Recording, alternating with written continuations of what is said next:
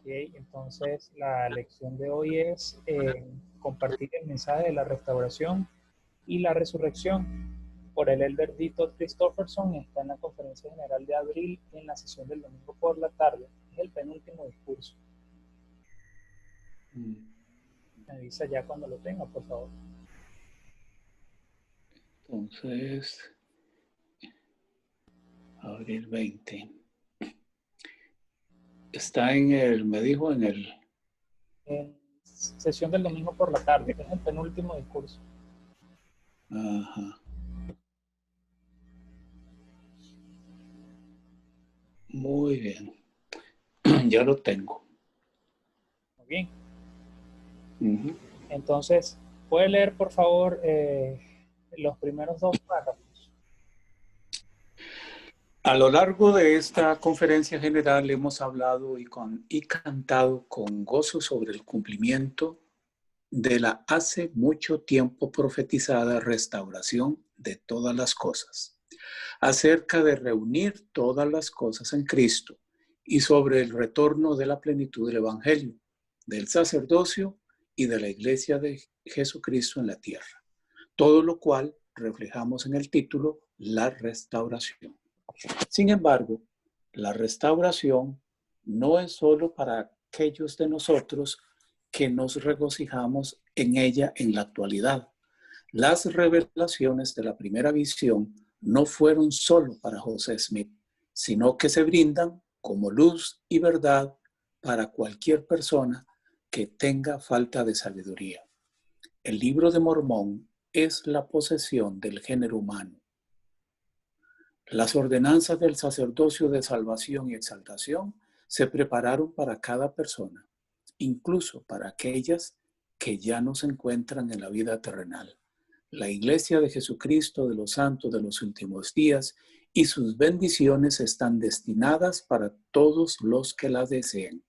El don del Espíritu Santo se ha dispuesto para todos. La restauración pertenece al mundo y su mensaje es especialmente urgente hoy en día. Gracias, hermano. Fíjese qué enfoque tan interesante, ¿verdad? Que nos dice aquí el elder Christofferson.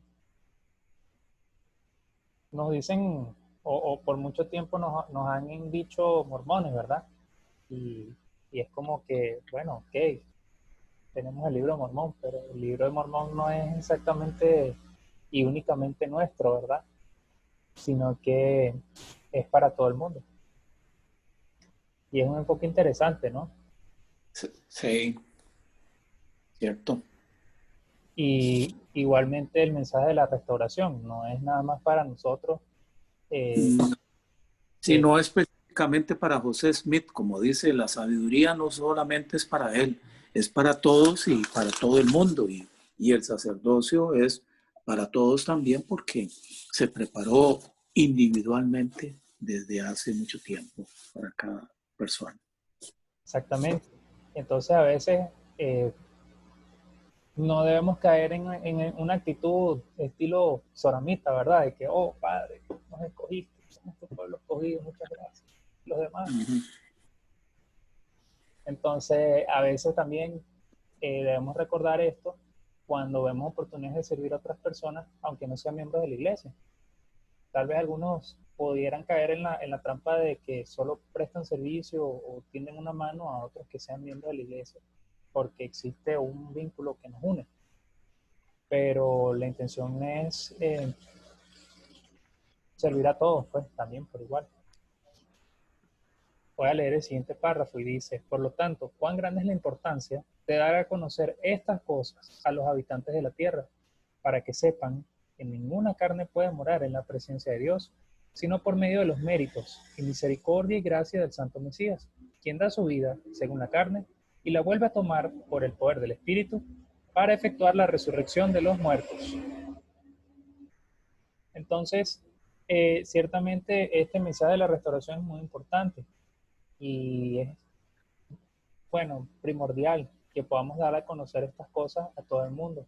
Que no solamente se trata de dar a conocer que, sí, el libro de Mormón, sí, la oración al templo, sino de realmente entender, ok, Jesucristo es nuestro Salvador y esto es lo que Él ha hecho por nosotros. Esta es la manera de poder acceder a la plenitud de las bendiciones de su expiación y no solo a una parte. Este es el camino que Él ha indicado para poder ser coherederos junto con Él. Y bueno, más adelante sigue diciéndole el Christofferson, pues que sí, bueno, desde la época de la restauración, entonces, que se inició la restauración, mejor dicho, los miembros de la iglesia han acudido a ese llamado de dar a conocer estas cosas y de predicar el evangelio. Se menciona un relato del presidente David McKay cuando en 1921 él hizo un tour, ¿verdad? Como presidente de la iglesia y fue a visitar las misiones, algunas misiones en el mundo y llegó a Samoa. Y en Samoa había servido una pareja 30 años antes. Y esta pareja se llamaban Thomas y Sarah Hilton. Ellos habían servido allí y habían perdido 3 hijos durante esa misión. 3 de sus hijos fallecieron en Samoa. La hermana no había podido regresar a las tumbas de sus hijos en Samoa, ¿verdad? Porque ella vivía en Utah. Y o sea, estamos hablando de 1920, finales de 1800, principios de 1900, no es como hoy en día, ¿verdad? Aunque aún hoy en día hacer un viaje a Samoa no es cualquier cosa. Dice lo siguiente: antes de salir de Utah, el elder McKay le prometió a Sarah, entonces viuda, que visitaría las tumbas de sus hijos en Samoa, ya que ella nunca había podido regresar allí. El elder McKay le escribió: sus 3 pequeños, hermanas Hilton, en el silencio más elocuente, continúan la noble obra misional que usted comenzó hace casi 30 años. Porque él observó que las tumbas de esos 3 pequeños estaban muy bien cuidadas, no era que estaban allí abandonadas, llenas de monte o cubiertas por cualquier otra cosa, estaban bien cuidadas. Luego añadió unos versos que él mismo compuso. Manos amorosas, sus ojos moribundos cerraron. Manos amorosas, sus pequeños miembros doblaron. Manos extrañas, sus humildes sepulcros adornaron. Extraños los honraron y extraños los lloraron. Está allí ubicado, hermano Salazar, en donde estoy Sí, leyendo. sí, claro, aquí. ¿Pudiera, por Sí. favor, leer el siguiente párrafo? Esta historia no es más que una de los miles, de los cientos de miles de historias que hablan del tiempo, de riquezas y de vidas sacrificadas en los últimos 200 años para compartir el mensaje de la restauración. Nuestra aspiración de llegar a toda nación, tribu, lengua y pueblo no ha disminuido hoy en día, como lo atestiguan las decenas de miles de hombres jóvenes, mujeres jóvenes y matrimonios que actualmente prestan servicio en campamentos misionales de tiempo completo. Los miembros de la iglesia en general que hacen eco de la invitación de Felipe de venir y ver, y los millones de dólares que se gastan anualmente para sostener esa labor en todo el mundo. Gracias, hermano. Y sí, a veces creemos que solamente aquellas cosas extraordinarias que aparecen en una liaona o en algún libro son dignas de mención, pero como hemos aprendido, el valor de las almas, de cada alma, es incalculable a la vista de Dios. Entonces, cada uno de nosotros que hemos tenido experiencias son igual de valiosas también. Y, y yo creo que todo el que ha compartido el mensaje de la restauración y de la resurrección de Jesucristo puede dar testimonio de cuán maravilloso es y de cómo el Señor obra milagros también en la vida de las personas. Yo creo que es interesante también porque podemos involucrarnos en muchas cosas como miembros de la iglesia y a veces podemos escoger en cuál nos vamos a concentrar. Pero uno escucha muchos relatos, hasta milagrosos, cuando se habla de la obra misional en particular. Y es algo muy, que a mí siempre me ha llamado la atención, ¿verdad? Porque de las otras cosas que también se pueden hacer en la iglesia, que siempre se hablan como de más milagros y de cosas impresionantes con la obra misional. Bueno, no sé, esa ha sido un poco mi percepción. No es que en otras cosas o en otras labores no los haya, sí, sí los hay también. Eh, el siguiente párrafo me parece muy, muy interesante. Fíjese que aquí menciona unas claves importantes para nosotros, sobre todo hoy en día, que por medio de este distanciamiento social se ha hecho difícil de continuar predicando el Evangelio. Si bien nuestras invitaciones no obligan a nadie, esperamos que las personas las consideren convincentes. Para que sea así, creo que se requieren al menos tres cosas. Primero, su amor. Segundo, su ejemplo. Y tercero, su uso del libro de Mormón. Entonces, voy a anotar eso aquí. Son tres claves que da el Elder Christofferson para que nuestras invitaciones, que no son obligatorias, sean convincentes. Primero, amor. Segundo, el ejemplo. ya, ejemplo.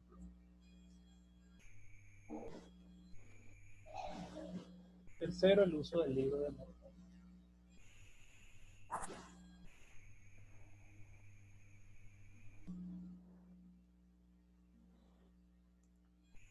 ¿Okay? Entonces, ¿puede leer el siguiente párrafo, por favor? Como Dice, nuestras invitaciones. sí, Nuestras invitaciones. Nuestras invitaciones no pueden ser unas. Hermano, creo que silenció su micrófono, disculpe. Sí. Nuestras invitaciones no pueden ser un asunto de interés propio, sino que deben ser una expresión de amor desinteresado. Ese amor, conocido como caridad, el amor puro de Cristo, es nuestro si tan solo lo pedimos. Se nos invita, incluso se nos ordena pedir al Padre con toda la energía de nuestros corazones que seamos llenos de este amor. Gracias, hermano. Ese pasaje de la Escritura siempre me ha parecido muy, eh, muy interesante, porque yo digo, wow, a veces yo he tratado de pensar mucho en las cosas que nos motivan, ¿verdad? ¿Qué cosas motivan a un ser humano a actuar? Y la motivación es algo que nos mueve, ¿verdad? Porque estoy yo aquí sacando este tiempo para dar esta clase, ¿verdad? Porque está el hermano Salazar sacando este tiempo para conectarse y otros no.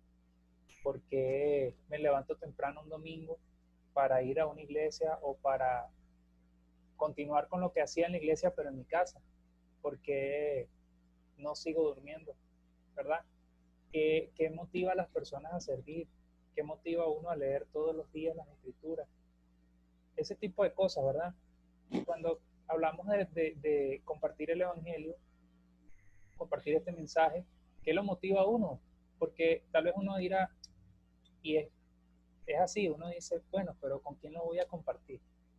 Mis vecinos, ni siquiera los conozco, ni siquiera los conozco. Y para tú poder amar a una persona, en primer lugar, ¿qué tienes que hacer? Conocerla, ¿verdad? Sí.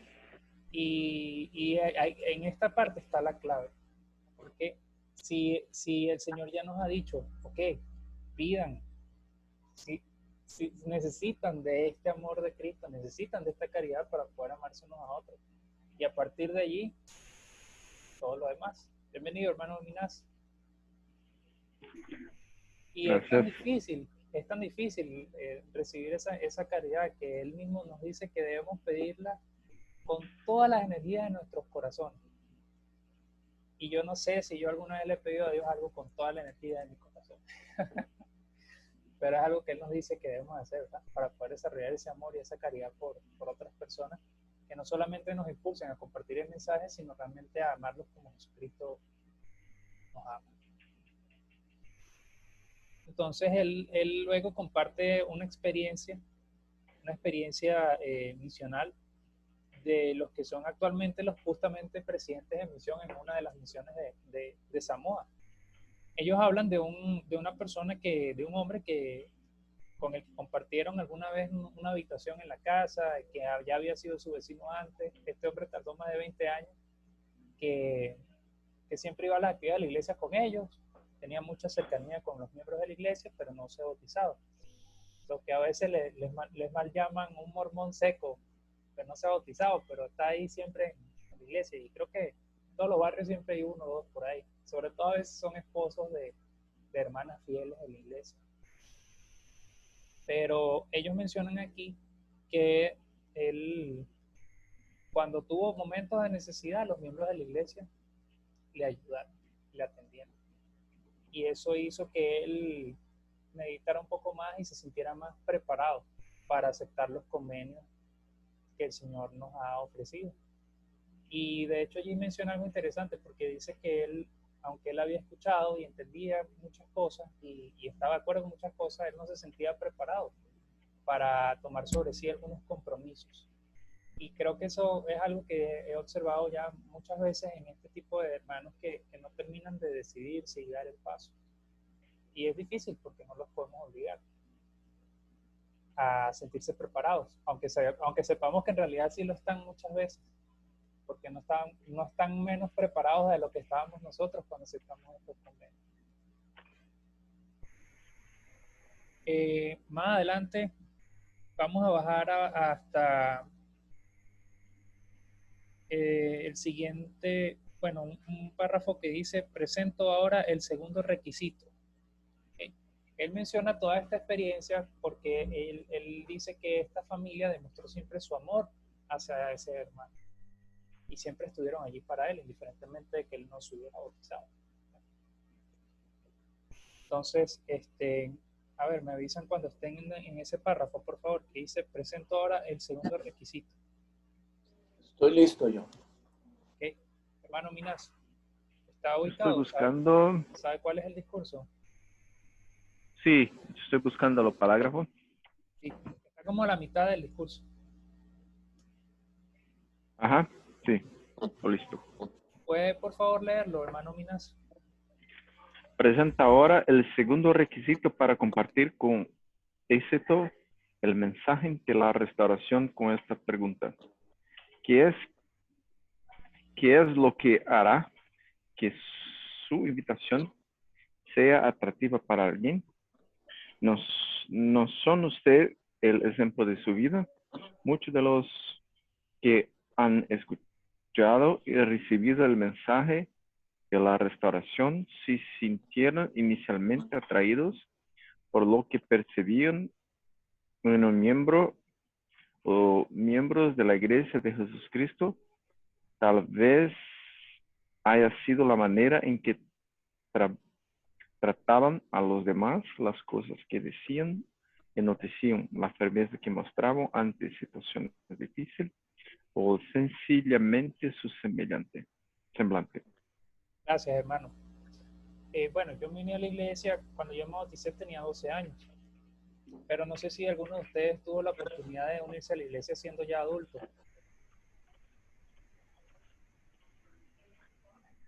No, yo estoy en la iglesia desde que soy pequeño. ¿Okay? ¿Usted, hermano Fernando?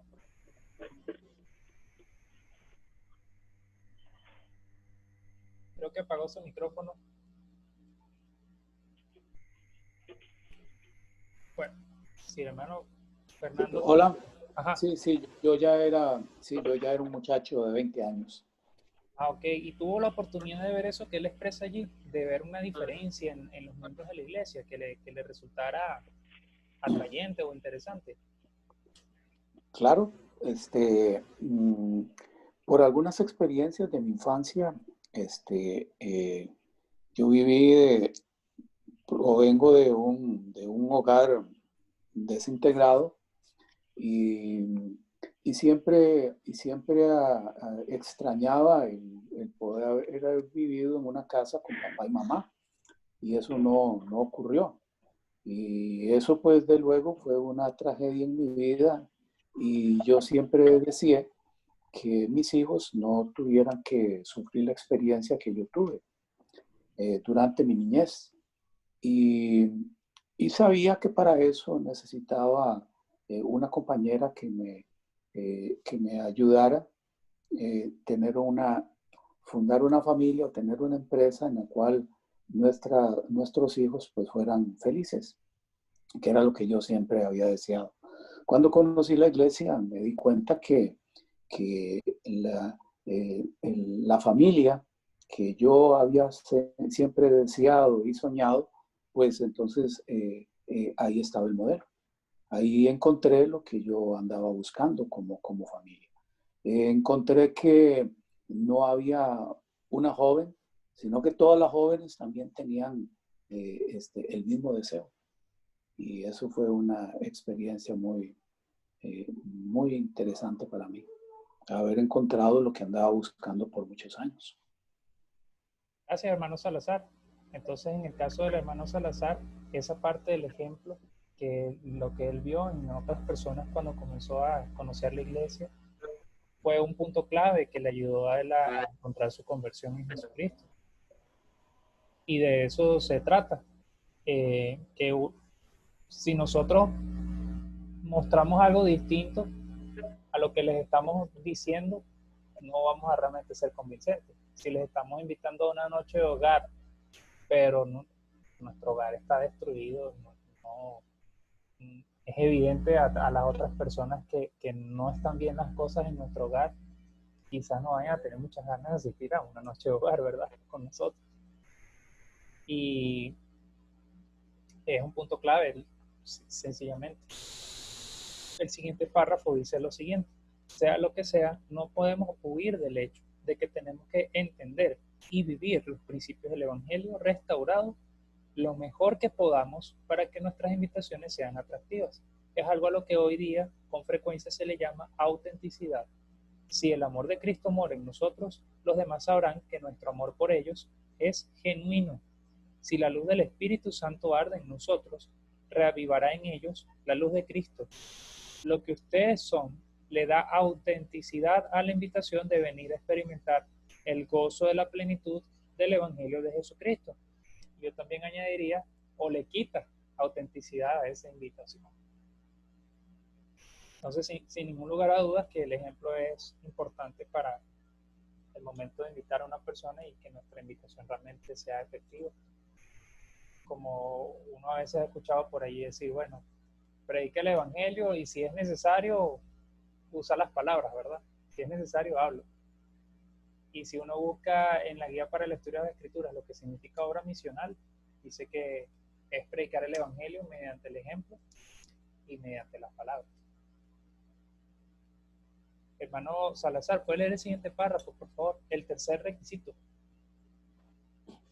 El tercer requisito es el uso frecuente del instrumento de conversión que Dios diseñó para esta última dispensación del Evangelio, el Libro de Mormón. Es una evidencia tangible del llamamiento profético de José Smith y una prueba convincente de la divinidad y resurrección de Jesucristo. La forma en que expone el plan de redención de nuestro Padre Celestial es inigualable. Cuando ustedes comparten el Libro de Mormón, comparten la restauración. Gracias, hermano. Aquí hay algo que me resulta también un poco interesante, porque, por ejemplo, el elder Christofferson es un hombre muy estudiado, un profesional, tuvo una carrera ilustre, y entre las autoridades de la iglesia hemos tenido académicos y cualquier tipo de hombre intelectual y que han escrito, muchos de ellos escriben libros. Y uno podría decir tal vez que en algún momento alguno de ellos diga, no, esta parte del libro Mormón le falta, yo voy a cambiarlo. O yo voy a escribir esto otro y que le presten más atención a esto otro porque está como que con más carnita de esa parte del libro Mormón. No. O voy a hacerle algunas correcciones importantes porque falla. No, o sea, jamás hemos visto eso. Y es impresionante cómo siguen pasando los años y el libro de Mormón se vuelve cada vez más vigente, se vuelve cada vez más relevante y se vuelve cada vez más apegado a nuestra realidad. Y es un registro escrito hace tantos años y que aún ante sus detractores, digamos que en el peor de los casos fue escrito hace 200 años o 250 años, aún así se mantiene vigente y es impresionante. Aunque sabemos nosotros la verdad y que sí es un registro mucho más antiguo. Entonces, cuando compartimos acerca del libro de Mormón, compartimos también acerca de la restauración del Evangelio y de todas estas cosas. Luego se menciona una experiencia. Voy a leerla rápidamente. Cuando Jason Olson era un adolescente, familiares suyos y otras personas le advirtieron de manera repetida que no se hiciera cristiano. Sin embargo, tenía dos buenos amigos que eran miembros de la Iglesia de Jesucristo de los Santos de los Últimos Días y a menudo conversaban sobre religión. Interesante, ¿verdad? Sus amigos Shia y Dave, con respeto, contrarrestaron los argumentos que otras personas le habían dado a Jason en contra de la fe en Jesucristo, con respeto. Finalmente le dieron un ejemplar del libro de Mormón, diciéndole: este libro contestará tus preguntas, léelo por favor. Aceptó el libro de mala gana y lo puso en su mochila, donde permaneció durante varios meses. No quería dejarlo en casa, donde su familia pudiera verlo, y no quería decepcionar a Shia y a Dave al devolvérselo. Por último, se decidió por la solución de quemar el libro. Una noche, con un encendedor en la mano y el libro de Mormón en la otra, estaba a punto de prenderle fuego al libro cuando escuchó una voz en su mente que decía: no quemes mi libro. Asustado se detuvo. Luego, pensando que había imaginado la voz, intentó de nuevo prender el encendedor. De nuevo, la voz le vino a la mente: ve a tu habitación y lee mi libro. Jason guardó el encendedor, regresó al dormitorio, abrió el libro de Mormón y comenzó a leer. Continuó día tras día, a menudo hasta las primeras horas de la mañana. Cuando Jason llegó al final, oró y escribió: fui lleno desde la coronilla hasta las plantas de los pies con el Espíritu. Me sentí lleno de luz. Constituyó la experiencia de más gozo que jamás había tenido en la vida. Procuró el bautismo y más tarde él mismo fue misionero. Pues una experiencia milagrosa, ¿no? Y todo comenzó por sencillas conversaciones que un par de miembros de la iglesia tuvieron con uno de sus amigos. Conversaciones múltiples, hasta que finalmente llegaron al punto en que le dieron el libro de Mormón. Y si él tuvo el libro de Mormón por meses y no lo leyó, eso me indica también que tal vez estos amigos no lo estaban presionando, no lo estaban molestando, no le estaban diciendo: ¿para qué te lo di si no lo leíste? ¿Verdad? Simplemente ellos continuaron allí, dándole su amor, dándole su ejemplo, y en algún momento el libro de Mormón hizo su parte. Hermano Minas, ¿puede leer el siguiente párrafo, por favor?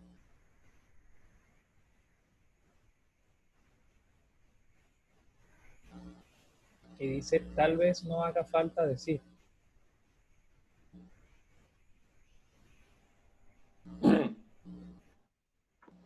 Estaba en el mudo. ¿Puede escuchar?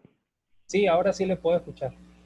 Sí, tal vez no haga falta decir que a pesar del amor genuino y de la sinceridad muchas, sí, no la mayoría de nuestras invitaciones a compartir el mensaje de la restauración se rechazaron. Pero recuerden esto: todas las personas son dignas de la invitación. Todos son iguales ante Dios. El Señor está complacido con cada esfuerzo que realizamos sin importar el resultado. Una invitación rechazada no es razón para que la relación se termine, y una falta de interés hoy puede muy bien convertirse en interés en el futuro. A pesar de todo, nuestro amor permanece constante. Gracias, hermano. Y es verdad, la mayoría de las invitaciones que tengamos, eh, digamos que no llegan al resultado que desearían. ¿O no es así? Pero sí, de hecho, en el manual de Predicar mi Evangelio se habla un poquito de eso y dice que realmente ningún esfuerzo es en vano, ningún esfuerzo se desperdicia. Y yo creo sinceramente eso de todo corazón. Algunas veces no es porque le digamos, mira, aquí está el libro, no, ¿quieres leerlo? Sabemos que la otra persona, la mayoría de las veces nos va a decir, ah, sí, y a la semana nos va a llegar y decir, lo leí todo, quiero bautizarme. Esas cosas normalmente no pasan. Pero la promesa es que si nosotros somos fieles, el Señor nos bendecirá de una u otra manera. Y aunque queramos ayudar a las personas, tampoco podemos obligarlas. Yo sé que compartir nuestro testimonio de Jesucristo es más allá de una obligación y un deber, es un deleite, es algo que puede ayudarnos a ser más felices en nuestras vidas, a reconocer de mejor manera las bendiciones que el Señor nos ha dado y a poder verlas día a día. Yo sé que Jesucristo en realidad es nuestro Salvador, que podemos acercarnos a Él y sentirnos cerca de Él, sentir paz en medio de las aflicciones. Sé que podemos lograr que otras personas tengan también una experiencia espiritual en sus vidas y quiere el Señor que podamos lograrlo. Esto sería básicamente la clase por hoy. Al final, los últimos párrafos de este discurso del Elder Christofferson precisamente nos habla de eso, de Jesucristo. Nos recuerda que Él es la parte central de este mensaje y de esta iglesia. Y compartamos nuestro testimonio de Jesucristo. Lo comparto en nombre de Jesucristo. Amén. Amén. Amén. Hermano Salazar, ¿puede ofrecer la última oración, por favor?